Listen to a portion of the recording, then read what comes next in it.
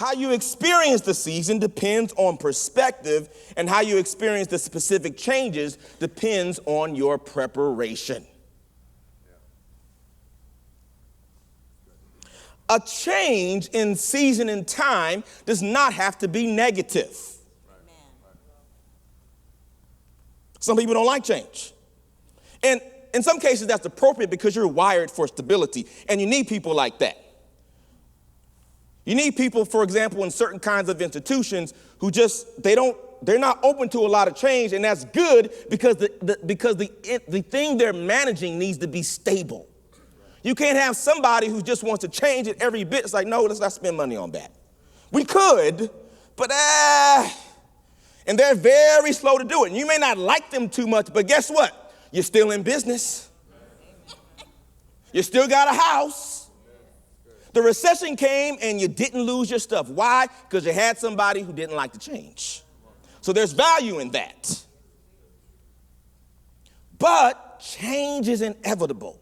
And even the person who doesn't like to change and has been doing good things by not changing, even they have to change. Amen. Even they have to change.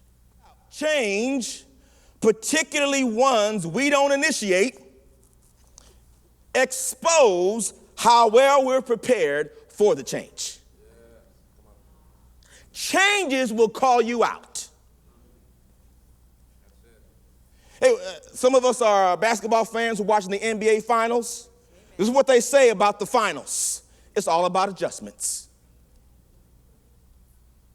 You know that you've been playing them all year. They bring in their stuff. You bring in your best stuff. Okay, we had game one. Okay, we're going to make some adjustments.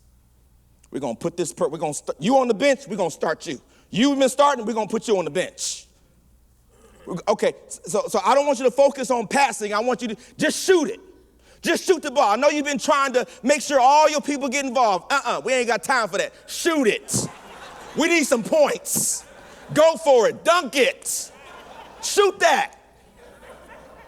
Why? Adjustments. And that's what life is. We're in the finals of life, and we've got to make some game-to-game adjustments. Something ain't going right, make an adjustment.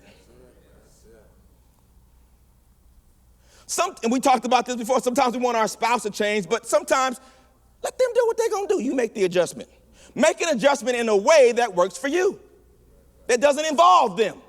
When you make the adjustment, you don't have to argue about them changing because you made the change. And it's like, and you ain't even worried about what they do anymore because you already taken care of because you made the adjustment, because you saw it coming. You already know how they act. You already know what they're going to say. Don't get into it. Just make the adjustment. And you'll be all right, and they'll be all right. In fact, they'll be inspired by the adjustment you made.